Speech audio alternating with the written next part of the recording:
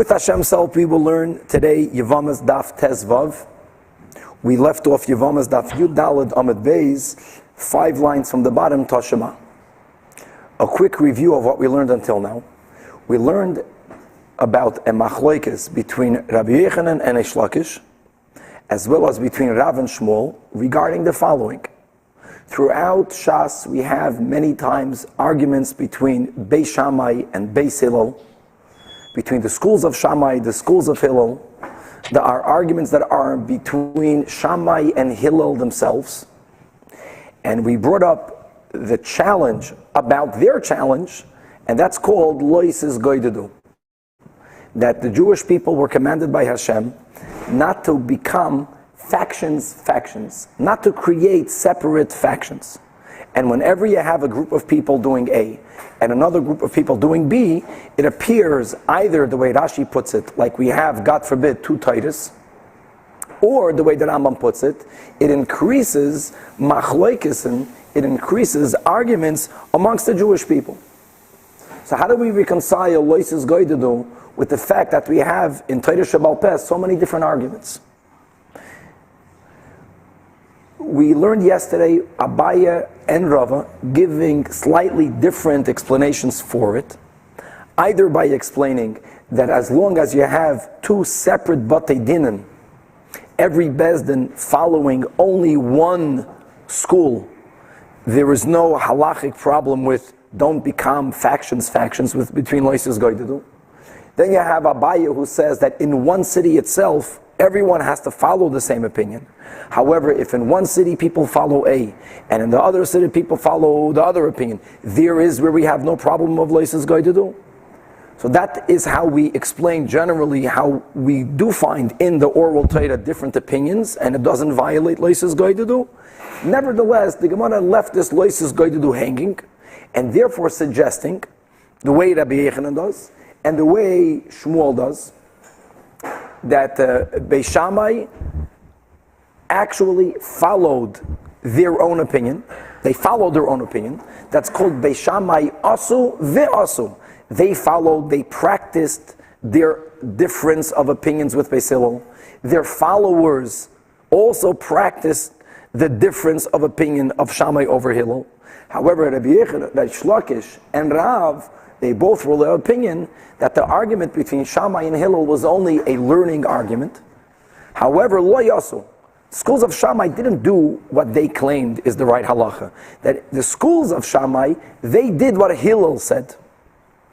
That was the argument, and we learned almost an entire daf of the Gemara, and God willing, continuing today, proofs from different braises, from different statements we find throughout Shas, that would imply, and we will indeed successfully prove, that Rabbi Yochanan and that Shmuel are correct, that Beis Shammai asu ve'asu, that they followed their different opinion. They didn't do what Hillel says need to be done, and there was no Loises Goidedu, like we just mentioned, either Abaya or Rava's approach.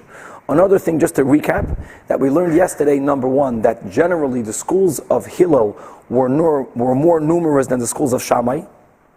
That would be another reason why one could have argued, aside of Loises Goidedu, that Beis Shammai lo yasu, that Beis Shammai didn't do what they said is right, because they followed Rav, they followed the majority. And then we learned the third concept regarding Shammai and Hillel, that there was a time where there was a heavenly voice known as a baskoil that announced that even though Eilu ve'Eilu divrei Elokim Chayim, nevertheless halacha ke Beis Hillel. So here we have Loises Goidedu, we have a Rav, we have a baskoil. All of these 3 perhaps would suggest that the approach of Reish Lakish, that the approach of Rav, that the approach of Lo Yasu is correct, that they never did different than Hillel, but nevertheless they actually did. One Rishon that we didn't mention yesterday that would be very important for this whole sugya is the Ritva, who says that even the opinions who hold Lo Yasu, even the opinions that hold that the schools of Shammai actually practiced halacha the way Hillel said halacha should be practiced, they didn't follow their own rulings, that only went to the schools of Shammai, to the Beis Shammai. But Shammai himself, he actually followed his own rulings, even according to the opinions that said that generally Lo Yasu. That's a very important approach. In other words, that would imply that when you have today 2 different halachic authorities, known as a Poisek or Poiskim in plural, that even if there is an inyan sometimes for people to follow one ruling, that would not apply to the Paisik himself.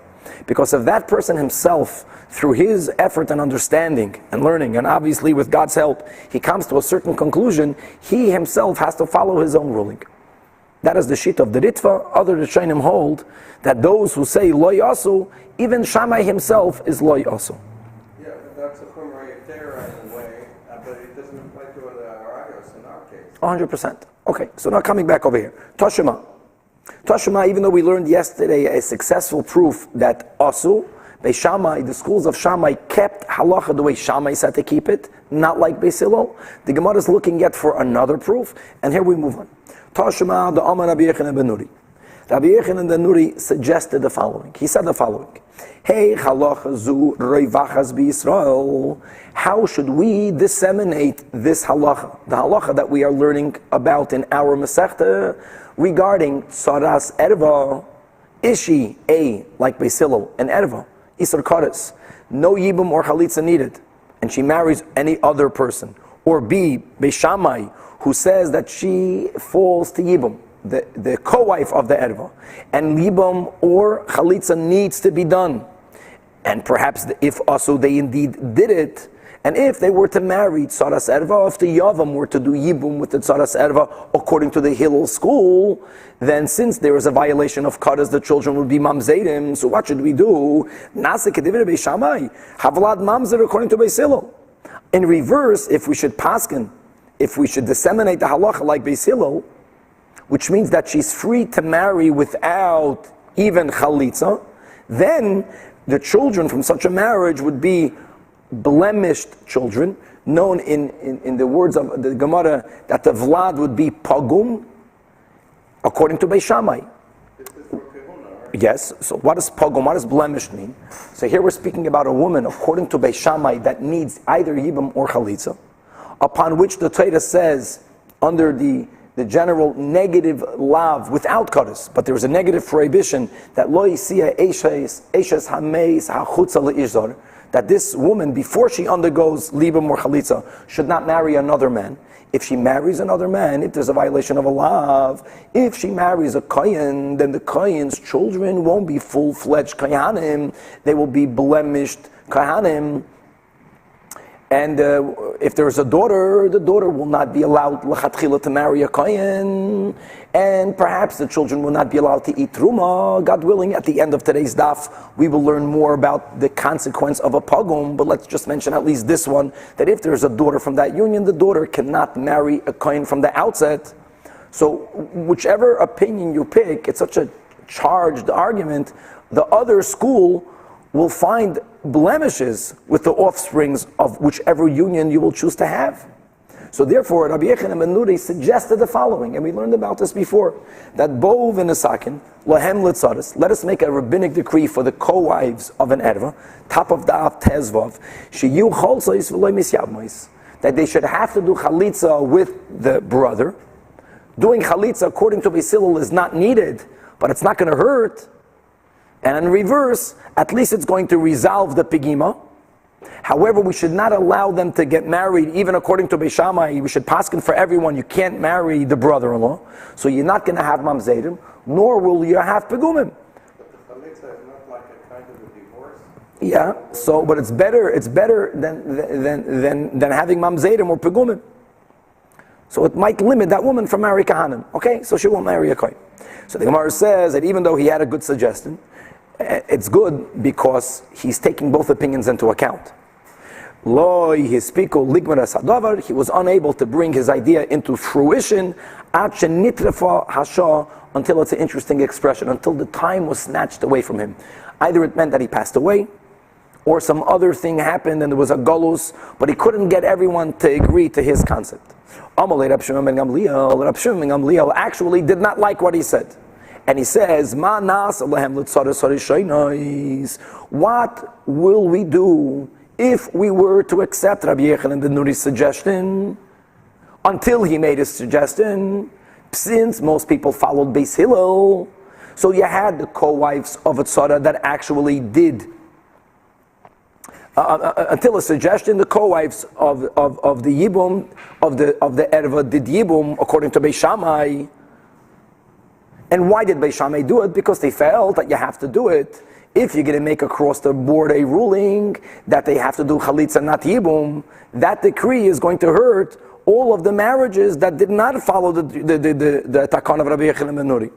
And now the Gemara has asked the question that this challenge of Rashbag only makes sense if you understand that the schools of Beis Shammai actually practiced the rulings of Beis Shammai. Therefore, he was afraid, what are we going to do with all of the Yibums that happened until now? But if you're going to hold like Reish Lakish, like Rav, that Beis Shammai never practiced the rulings of Beis Shammai, lo yasu. So what's Manasa? There was never a Yibum. They never would have done a Yibum because they paskened like Beis Hillel, Lamaisa. So Rab Nachman ben Yitzchak says that's not a proof. Lo nitzracha. Even if the schools of Beis Shammai lo yasu, still Rashbag's comment to Rabbi Yochanan ben Nuri, his concern wasn't about those co-wives that did Yibum. It was the opposite. It was about the co-wives that got married without Chalitza because they followed Beis Hillel before the suggested rabbinic ruling of Rabbi Yochanan ben Nuri.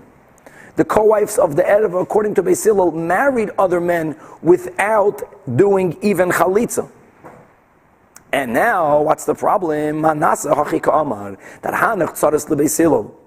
Those women who followed Beis Hillel, now if you're going to say Rabbi Yochanan ben Nuri, which means that Rabbi Shammai is right.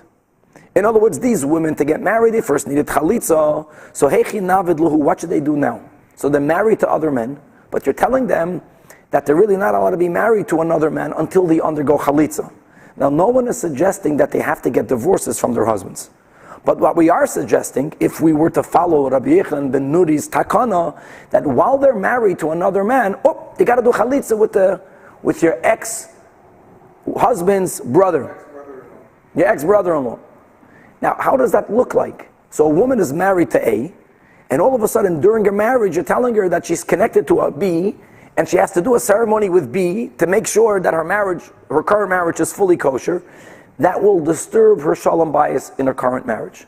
It's going to make her husband feel as if there's some type of unkosher connection between his wife and another man. It's not a halachic problem, but it's a mo'us problem. Mo'us literally means it's disgusting, it's a feeling of degradation. So lichalzu, should we suggest that while she's currently married, now because of the decree she has to go back and do chalitza with her ex-husband's brother, mima'asi, Agavra, your husband will feel repulsed. And if you're going to say, so what? Let him feel repulsed. There's a new rabbinic decree that she needs to get chalitza. So the Gemara says, no. Since it says regarding the ways of the Torah, that the Rochel Darki Noyam, that the paths of Torah should be paths of pleasantness, and V'chol Nesiv Yisrael, and all of the different roads towards it should be of peace. This is not peace. And furthermore, as the Rashba adds, Mela, if she married a Yisraelite, okay. But if she married a Kohen, you were mentioning before, and a Kohen is not only not allowed to marry a divorcee, a Kohen is not allowed to marry a woman who underwent chalitza. Here, the Kohen is going to feel that maybe I can't even be with her. And even if he were to ask then a Rav, he would tell him that since you got married before the decree of Rabbi Yochanan ben Nuri, you got married Kadasu Kedin, you can stay married, he won't be happy in that marriage. He's going to feel the whole time, I'm married to a woman that got chalitza. That's going to ruin their shalom bayis. And therefore he was against Rabbi Yochanan ben Nuri's making the decree that did not happen in any event. Bottom line, from here you don't have a proof either way. Next attempted proof. Tashema. Talmud Rab Tarfon.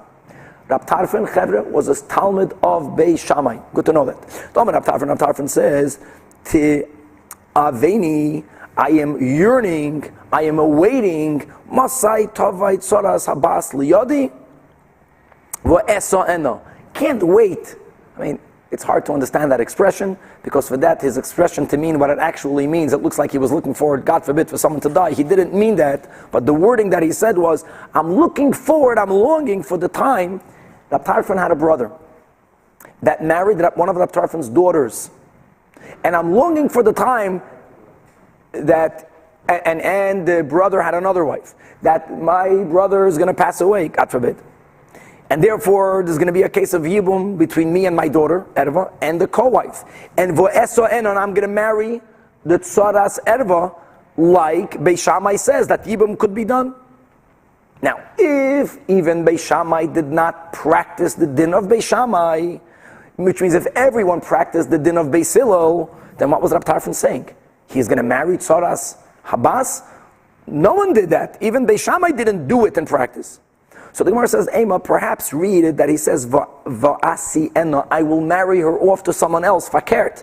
Tarfon is saying that even though I'm a Talmud of Beis Shammai, but if the situation would arise, I will show everyone that I'm doing what Beis Hillel says should be done. In other words, that there's no need neither for Yibam or Chalitza, she can get married off without anything. The Gemara says, the word te'aveni, I am longing, I am yearning, implies that there's some type of chiddush. If everyone kept what Beis Hillel said, so everyone followed the ruling that Tzaras Habas loy choltzos v'loy miyavmos. So of course he can marry her off without anything.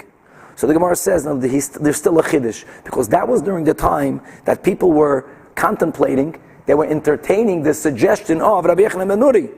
So Rabbi Tarfon says, no, I'm like the Rashbag. We won't even decree a rabbinic chalitza. Next, Tashema, Ma'aseh b'bito shel Rabbi Gamliel. Don't forget that Rabbi Gamliel was a biological anical of Hillel Hazaken. Nevertheless, let's see what the Gemara is thinking. This story happened. Rabbi Gamliel had a daughter. Shehoysen nasuya la'Abba Achiv. So Rabbi Gamliel had a brother called Abba. And same thing like Rabbi Tarfon. As we mentioned before, it says in Ksubas, if I'm not mistaken, that there's actually a mitzvah for a man to marry his niece. Here you have it constantly. So you have Abba married Rabbi Gamliel's daughter. Umeis. And there was a co-wife. So you had two wives. Umeis, B'loi and his brother Abba passed away without having any children. And it says, V'yibem, Rabbi Gamliel Asaras. It says Rabbi Gamliel did yibum with the co-wife of his daughter. 1 second. First of all, Bechlal, he was a descendant of Hillel. But before we get to that, from here you see that obviously he followed Beis Shammai. Not only did he follow Beis Shammai, but he did what Beis Shammai said needs to get done. In other words, asu ve'asu. A raya to Rabbi Yechanan, a raya to Shmuel. So the Gemara says that can be. Because v'tizbera, even if Beis Shammai asu ve'asu, but Rabbi Gamliel was a student of Beis Shammai. Question mark. He was a grandchild of Hillel. People can argue. So what? The counter is that when you have a Zayda like Hillel, it's not that every grandchild has to follow the ruling of the grandparent. But when you have a Zayda like Hillel, oy gevalt, would you follow his ruling? Because Hillel Hazakin. Ella answers the Gemara Shani B'Tus Rabbi Gamliel. The whole thing is different. Rabbi Gamliel's daughter turned out to be a aylonis, a woman that cannot have children. Again, aylonis comes from the word ayal, a ram, and it's a word that's used for a woman who both didn't develop as a woman, and B, she has certain simanim like a man, and halach establishes she cannot have children, and as we learned in the Mishnah, that in certain cases at least, according to certain opinions, her marriage to her husband is retroactively nullified under the concept of mekach tos. Had the husband known before he married her that she cannot have children, he would not have married her, so the marriage is null and void. So let's work this out now. So Abba married Rabbi Gamliel's daughter. She was an aylonis. If she was an aylonis, that means that retroactively, he was not married to Rabbi Gamliel's daughter. He was really only married to one wife, not a co-wife. Oh, and therefore, now that he passed away, the co-wife that Rabbi Gamliel did yibum with wasn't a tzaras erva. So the Gemara says that can be. Why not? Because Midiktani Seifis, since it says there, following the first the ratio, that acherim that others acherim we learn is Rabbi Meir, that acherim say that Bita Yisrael Gamliel islandess Isa, acherim says that she was an islandess, which implies that the Tanakama holds she was not an islandess. Going back, if she was not an islandess, so then he was married to her. So the co-wife was Tzaras Erva. How did he do against the Hillel? Answers the Gemara. 3 answers, fantastic answers. And it's really a good review. One answer will be Hikirba, V'loi Hikirba Ikirba Nayu. like you just mentioned, that we had before the following concept, that there are opinions that hold that when is a marriage to an islandess retroactively nullified, only when you did not know, loy hikirba, you did not know before you married her that she was an islandess. But if you knew beforehand that she's an islandess and still you married her, then the marriage is retroactively not nullified. And therefore, according to this response, the Tanakama holds that if only when you did not know beforehand, only then is there a mekach tos. But if you knew beforehand, then you're not allowed to marry the tzara. Comes along Achedim, and Achedim says that over there, Abba knew that the daughter of Rabbi Gamliel is an islandess before he married her. And still in such a case, Rabbi Gamliel has to do Yibum with the co-wife, because even there, since she's an islandess, Tzaras, islandess is not called Tzaras Erva. That's one approach. The Iba Yisema, or another approach, explaining the difference between the Tanakama and Achedim, without proving anything from this Braisa, was Kanas Ulabasoiv Gira Shikir Benayu. Again, we learned this a few days ago, that everyone agrees that there will be a certain scenario when, even though, let's go to the case of Rabbi Gamliel and Abba, there were two brothers, that even though Abba was married for a time with Rabbi Gamliel's daughter, Rabbi Gamliel will have to do Yibum or Chalitza with the co-wife, and that will be if Abba was never married at the same time to the daughter and to a co-wife. Question will be, what happens if they were married at the same time, but during the time of death, she was already divorced? So the Tanakama holds that all we care about is the moment of death. And there, Abba married the daughter of Rabbi Gamliel. Abba married a co-wife. They were married together. But before Abba passed away, he divorced Rabbi Gamliel's daughter. So at the moment of death, Abba only had one wife, which was not an erva. So the Tanakama says he did Yibum with her. Came along Achedim and he says that, it came along Achedim and they say that being that they were married together at the same time, even though when Abba passed away, she was already divorced from him, that co-wife is still considered Saras Erva, with whom you cannot do not Yibum and Chalitza. Do you know why Rab Gamliel did Yibum with the co-wife? Because the daughter of Rab Gamliel was also an islandess. And it was only because of that he was allowed to do Yibum. The third approach is, a person can make a marriage on condition. We do not do this today, but it's something that's halachically permissible. Any condition. A man can give a woman kedushin and say, Harei at mekodeshes li, al menas, and he can give a condition. Now, there are many dinim, there are 4 general rules when it comes to making conditions, not for now. But the concept of a condition on a marriage is something that's acceptable. However, we have the following argument. What were to happen if a man, before he marries a woman, makes a condition, the example Rashi gives, that I'm marrying you, on the condition that you don't have any body blemishes, whatever that meant. And then he marries her and he consummates the marriage by having a relation with her. Now, when a man has a relation with a woman, before he has the actual relation, he can see if she has a blemish or not. So there's one opinion that holds that once a man had a relation with his wife, being that ein adam oisa biyase biazunus, people don't want for their relations to be out of wedlock relations. They would rather the relations be kosher relations. And here he gave her kiddushin, even though he made a condition and she has a blemish, he forgave the condition.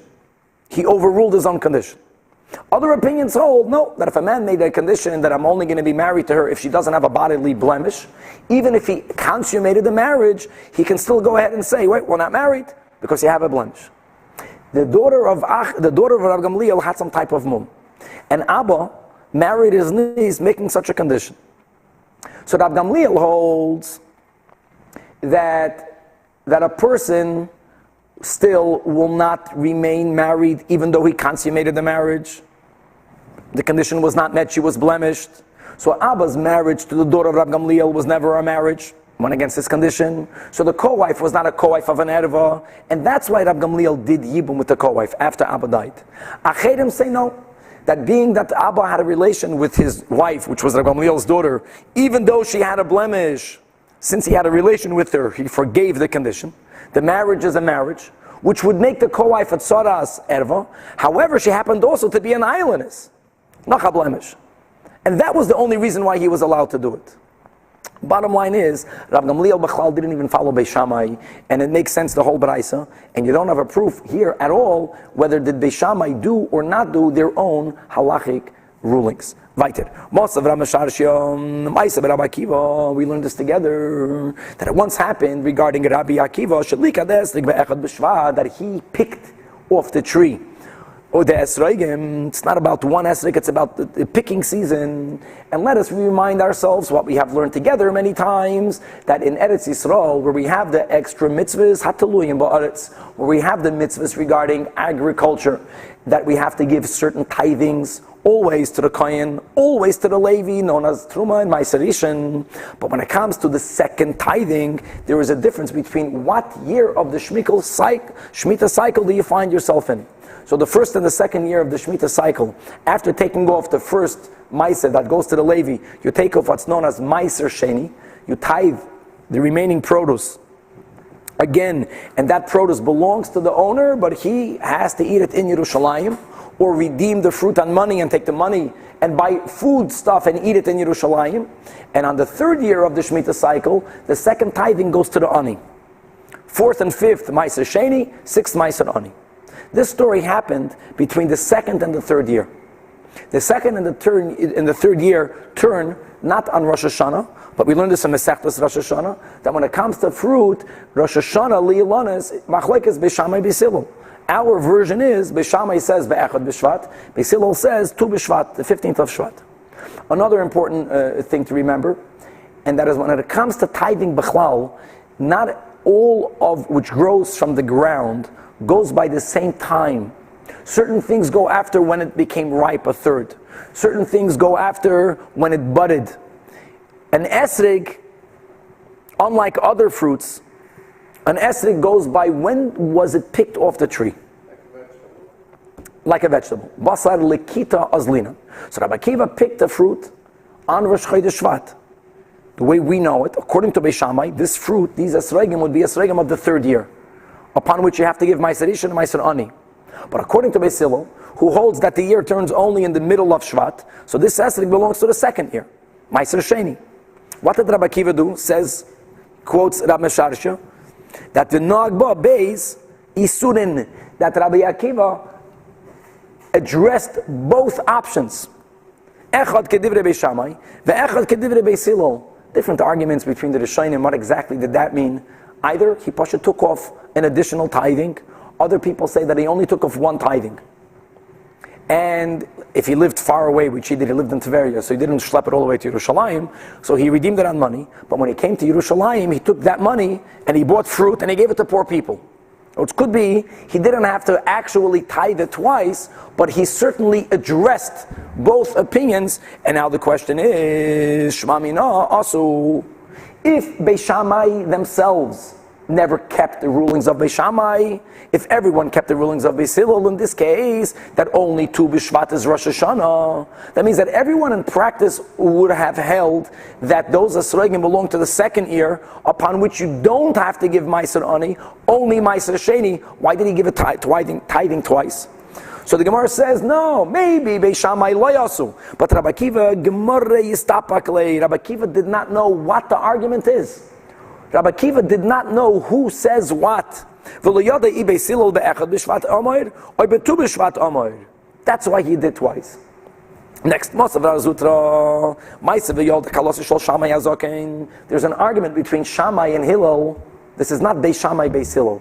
This is from the arguments, the few arguments that is in between Shammai and Hillel, regarding how young does a boy need to be when the parents are obligated to educate them to eat in a sukkah, to live in a sukkah.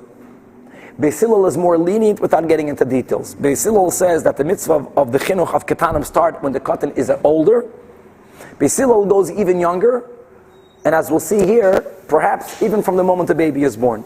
There's a discussion about that, but the Pnei Shor learns the Gemara that way, and certainly it resonates for people who are educated with the Rebbe, that chinuch starts the moment the baby is born. So look at this. So Shammai had a daughter-in-law. Look at the courage of a father-in-law. She gave birth to a baby. She wasn't feeling that well. So the father-in-law feared she won't have koyach to go eat in the sukkah with the baby. So what did he do? Simple. He went into her bedroom. He took off the roof. He put schach on his daughter-in-law's roof. Let's try that out. Emir Hashem, see if that works. And resolved it.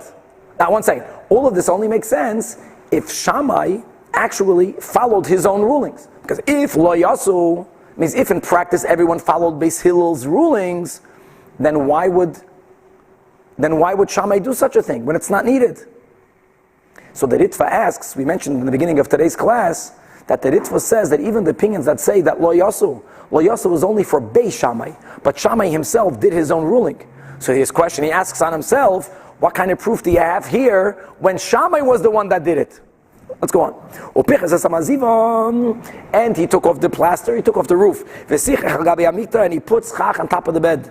Bishvil katan. So Shmamine Yasu. So the Gemara answers, the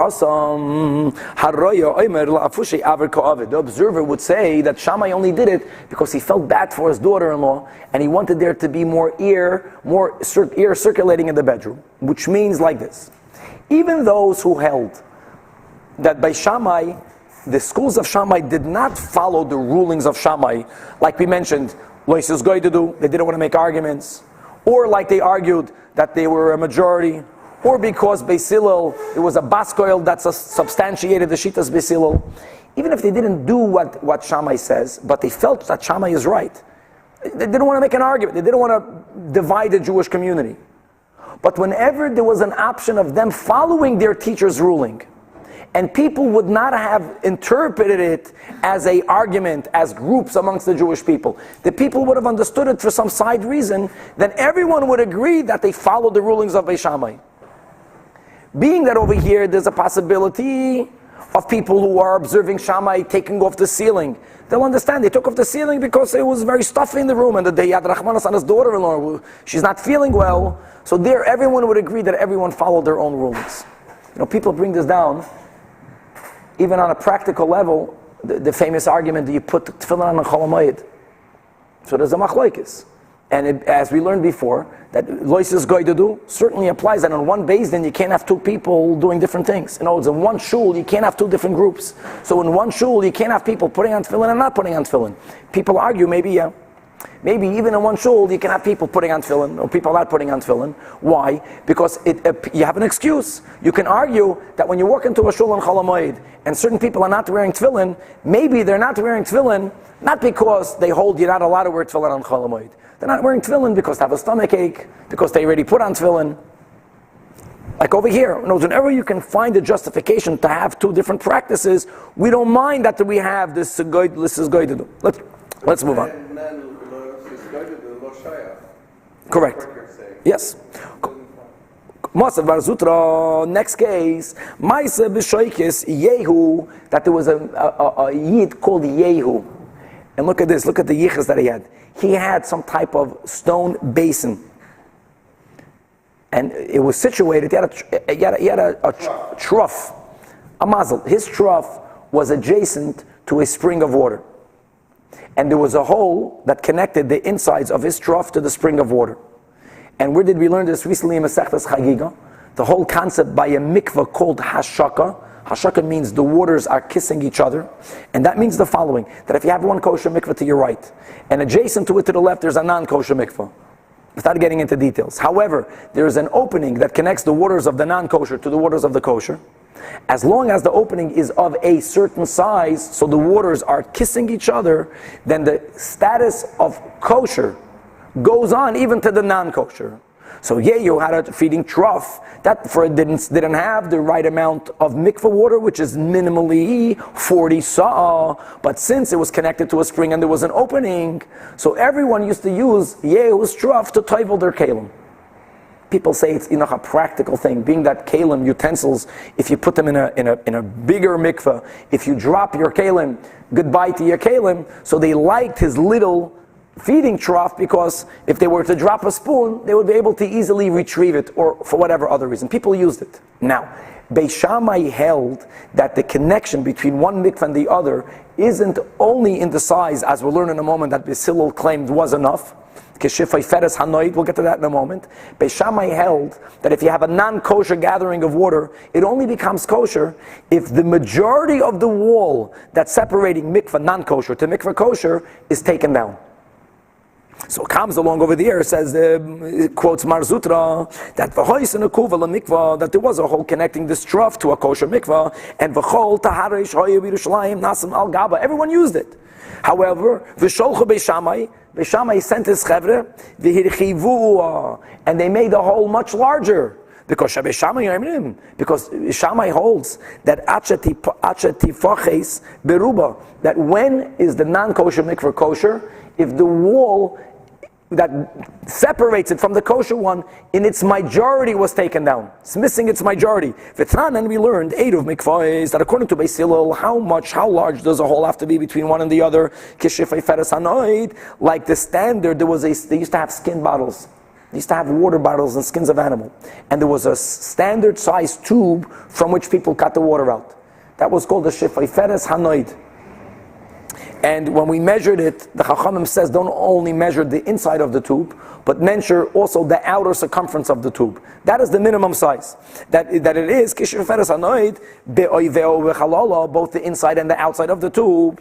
And how much is that? Kishtei etzbois chayzres l'mekayman. That should be the same size of two fingers, the index and the middle finger, going into the hole and being able to swivel around. I think we paskin it's around 6 inches, but not more than that. But Beis Shammai held that that's not big enough, and they corrected the mikvah. So Shmamino also, if they themselves practice like Beis Hillel, why would they have to break down the wall? And again, answers the Gemara, turning the page.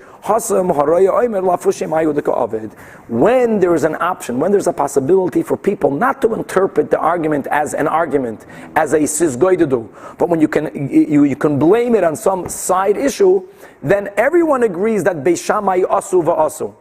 And over here, you can claim that, you know why they broke the wall down? Because everyone is using this trough for a mikvah, so the water is getting emptied out, and you want the water to get replenished the whole time. Let's move on. Tashema. Rabbi Elazar ben Zajac says the following.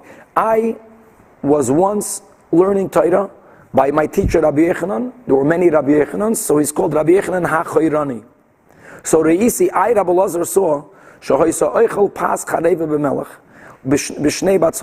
that during a certain time of famine, during a hunger year, Rabbi Elazar's teacher Rabbi Yochanan didn't have food. Tremendous poverty. All he was surviving on was dried out bread and salt.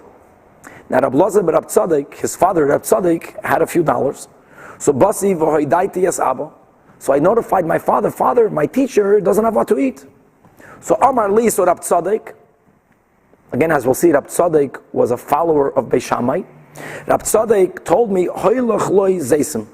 Go take this basket, take this utensil of olives, and give it to him. Olives during a famine was mamasha ayichas. It was a delicacy, and the teacher was starving. So I, Rabbi Elazar, took it to my teacher. Rabbi Yochanan looked at that utensil that had olives in it, and he saw shehein lachim, that they were moist. Now we learned the following: in order for anything that grows from the ground to become impure, because there was some type of contact between tuma and this produce, first the produce, after it was cut off the ground, after it was disconnected from its source, needs to become mukhshar lekabel tuma. It needs to become susceptible to become tamei. How does produce become susceptible to become tamei? It needs to become wet with one of the halachic 7 liquids. One of them is oil, but it needs to become wet with the willingness of the owner of the produce. So for example, if I own olives and it became moist, wet, but I did not want it to become wet, then it's not even susceptible to become tamei, and it can never become tamei. But if it has on it any one of the 7 liquids, and I am happy that it has those liquids on it, then if something tamei touched it, it will become tamei. The question that we have between Beis Shammai and Beis Hillel is regarding moihal. One of these areas in which Beis Shammai is more lenient. Moihal is the liquid that leaves olives, but not when they were in the olive press. When you put it in a press and you kvetch it out, then oil, some type of thicker liquid comes out that we call oil, shemen. But when it's just sitting in a basket, sometimes when they're very soft and they're pressed together in a basket, some liquid, some moisture oozes out of the olives without them being pressed. That's a lot more watery. In Hebrew, that's called moihal. Beis Shammai says moihal is b'chlal not olive oil. It's not one of the 7 liquids. Not a liquid. Beis Hillel says that it is a liquid. Now, Rabbi Yochanan Acharoni obviously was one of those people that used to eat chulin betaro. He made, even though that he was an Israelite, and this wasn't truma, so halachically it would not be terrible if it would become impure, but he wanted to eat foods when they were pure, even though he was starving. This was a chumrah. So he brought to him these olives, and he saw that they were wet. Let's think this through. He knew that this came from not a student, from a student's father, Rab Tzadok. He knew that Rab Tzadok is a Talmud of Beis Shammai. He knew that Beis Shammai says that moihal is not even a liquid, which would mean that his father wasn't concerned if an Amma Aretz touched the produce, because according to Rab Tzadok, being that moihal is not a liquid, these fruits were never susceptible to become tamei, so they're not tamei. But he, Rabbi Yochanan Acharoni, obviously followed Beis Hillel, who held that those liquids, that this moihal is considered a liquid, so these fruits are susceptible, and perhaps an Amma Aretz touched it, and therefore it's tamei, and he didn't want to eat it when it's tamei. So Amar Li, you know what Rabbi Yochanan tells him? This is a very important story. When someone brings you food that you won't eat because you have a higher standard, it's not refined to say, this is not kosher. Or according to my standards, this is not kosher. The guy did you a favor. And it wasn't stam a favor. They brought him olives during a famine. Someone gave their blood to him. All he said is, I don't like olives. Nice. So Amar Li, I don't eat olives. That's what Rabbi Yochanan Acharoni said. But Rabbi Lazar understood. He doesn't eat olives. You're kidding? He's starving. He thinks something is wrong with it. So he was a student. He didn't chap yet what the issue might be. But when Rabbi Lazar notified his father, Abba, Amar Li, so the father chapped. Rabbi Tzadok right away figured out, because he's from Beis Hillel and he thinks that I'm going to follow Beis Shammai. That's the raya that also. But he told him that even according to Beis Hillel, those olives will not be susceptible to becoming tamei. Why?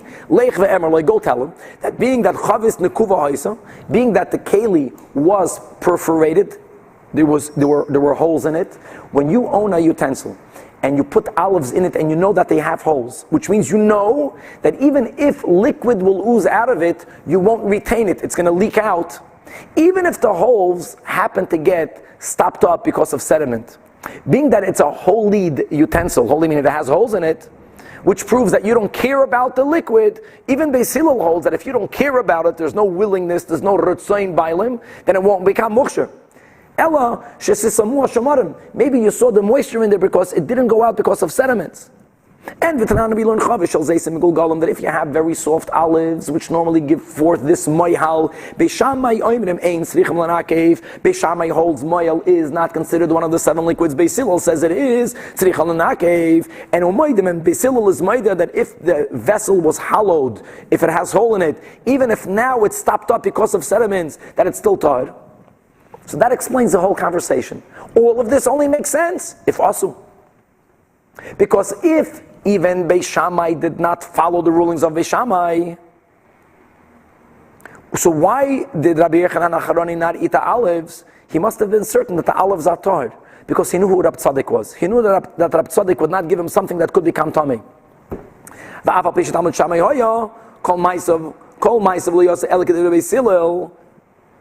And therefore he made it holy, like Beis Hillel.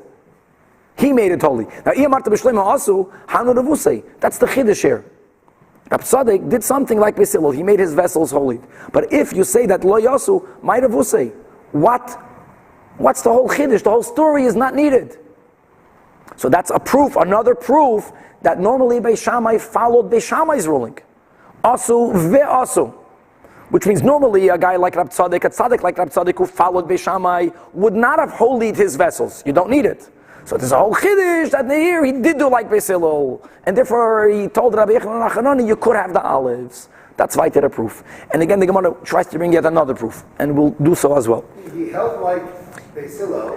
A chiddush, no. The fact that it tells us that it's a chiddush. really they did like Beis Hillel. That's right. That in this case, that Punkt Rav Tzaddik happened to do like Beis Hillel, and therefore he holied his vessels. He made holes in his vessels, and therefore he told his son, you can tell Rabbi Yochanan Acharoni, you can eat it. Let's go right. Tashema. Next case. Sha'alu es Rabbi Yeshua. They asked the great Rabbi Yeshua. Right, Rabbi Yeshua ben Chananya. Tzoras habas mahu.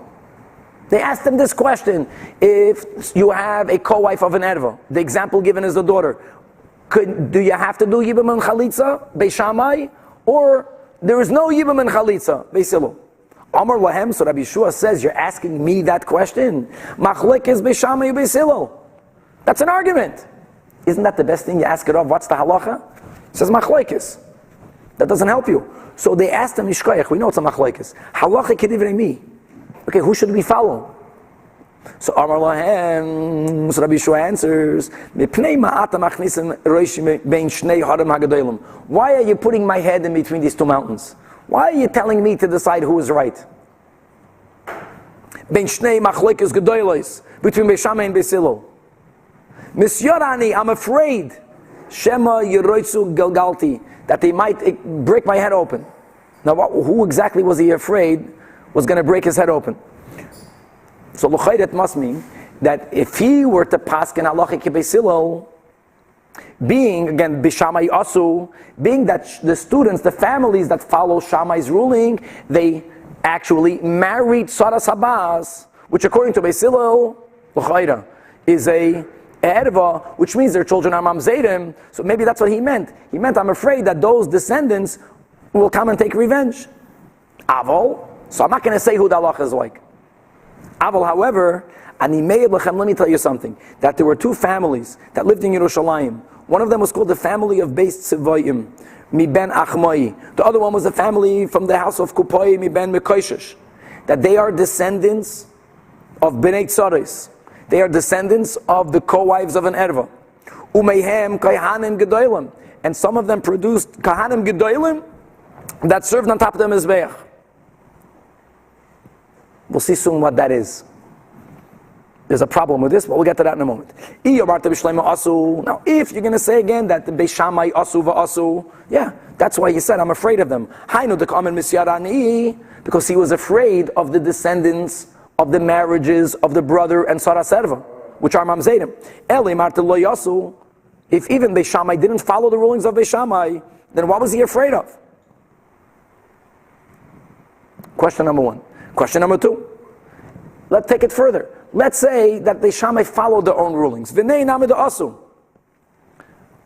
My misyara ani. Why was he afraid? Why should he not be afraid? Let's work this out.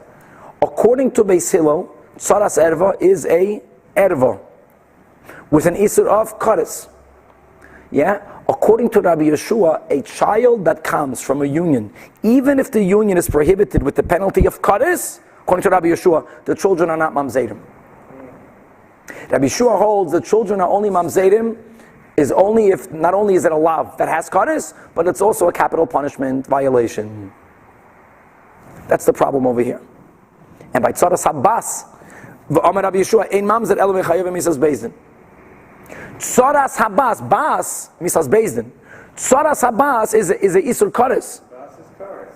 And upon Tzaras habas. Bas is kares. I think by bas there's misas bezdin. There is, but the misas bezdin is only on bas, not on tzaras bas. Marry your daughter, you get put to death by the basin. That's it. But when Marry the tzara. that's only kares. So let's go. So l'chayra, why was he even if asu? Why would they break his head open? So the Gemara says kahanim don't need such a big reason. Hey, nami the mamzer lehave. Even if they're not considered mamzerim, pogum miyahave, but they would be blemished. What's blemished? Being that they are a product of a union that's prohibited. We just learned this in the beginning of today's daf. A product of a union that's prohibited produces a child that is called a blemished child. And again, clearly, Rashi here speaks out, there are two blemishes. Blemish number one, that the daughters that are born from this union, that's prohibited, cannot lachatchila marry a kohen. And number two, if the prohibited union was with a kohen himself, in other words, the sons will be kahanim, those kahanim cannot eat truma. Okay, so all of a sudden you have kahanim that are eating truma, and they're being told by Rabbi Yeshua's paskening like Beis that they are pegumim, that they can't eat truma, they're not kahanim. So he was afraid of them. And how do we know that they will be considered pegumim? So he had a kal v'chomer from a widow. What's the law of a widow? A kal v'chomer from an almana. Ma almana, a widow. That her prohibition is not on everyone. She'ein isura noyeg bakoil. Who is a widow not allowed to marry? Only the kohen gadol, but she can marry normal kahanim. But if she as a widow marries a kohen gadol, so she violated a lav. Just a lav. What is the status of her daughters? Those daughters cannot marry kahanim. Those sons cannot eat truma. Bana, pagum, zu, this woman, right, who according to Beis Hillel is an erva, and she married a kohen, and she cannot marry anyone.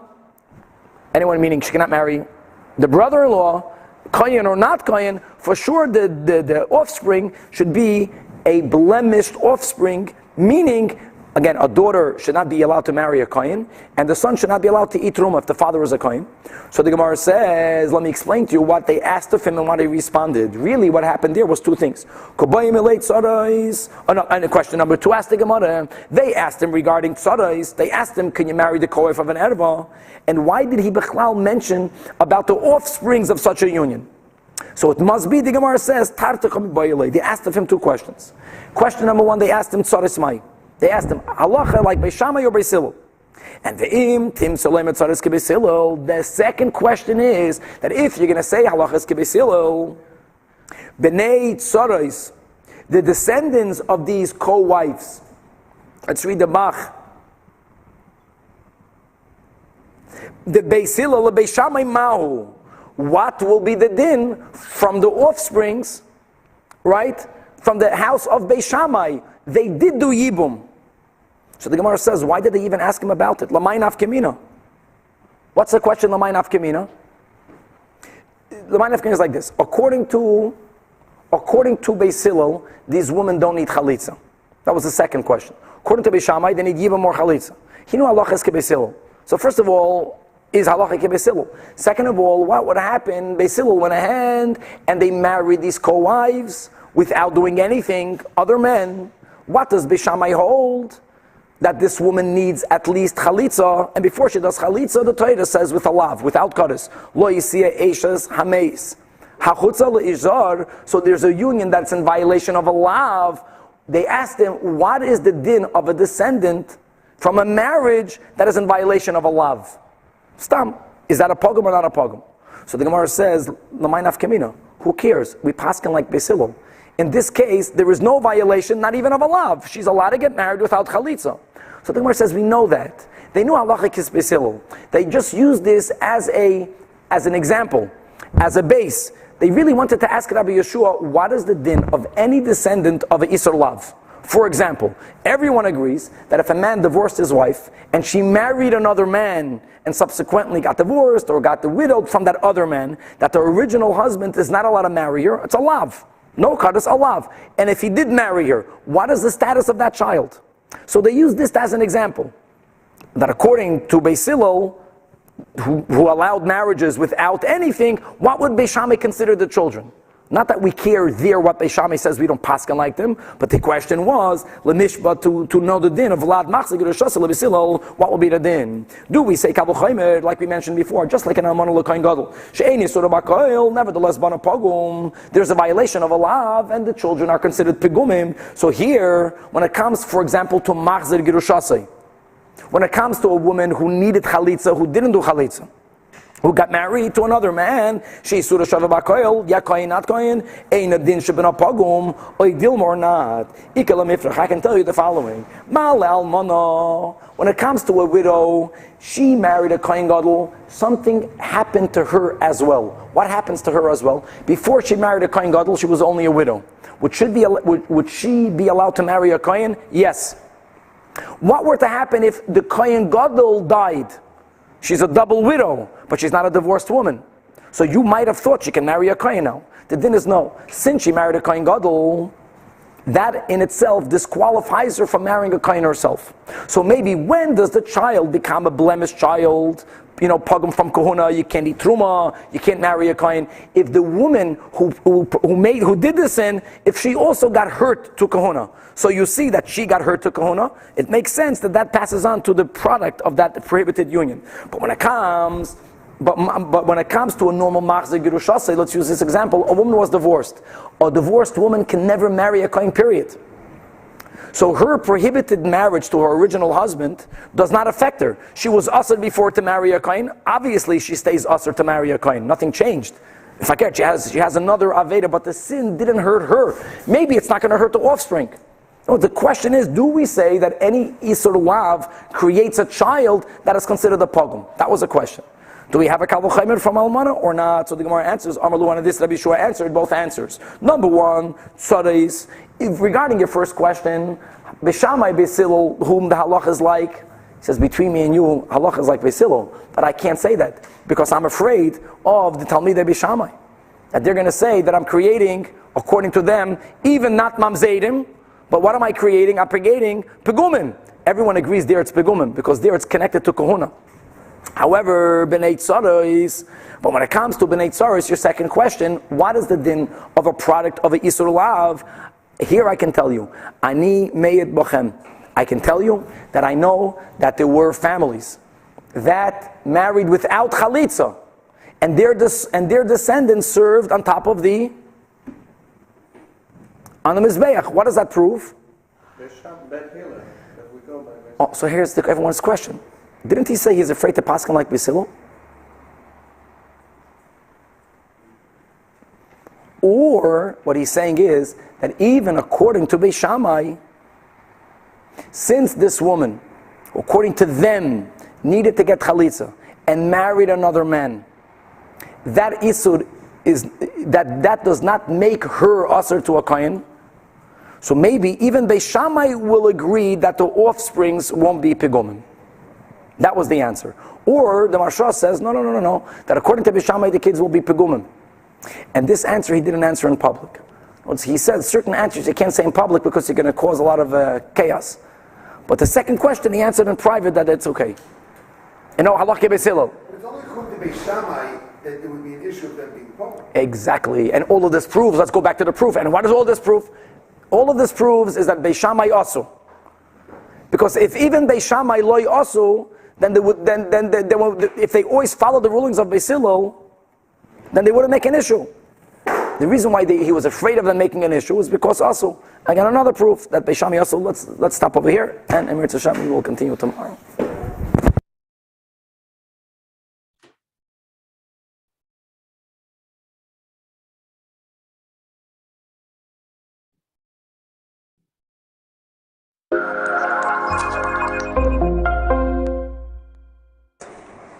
All right, Chaver, with Hashem's help, we're learning today Yevamos Daf Tez Zayin. We left off Daf Tez Zayin Amud Aleph all the way on top, the top line of the Amud Tashema. We are discussing the machlokes between a Shlokish and a Rabbi Yochanan, whether Beis Shammai lo yasu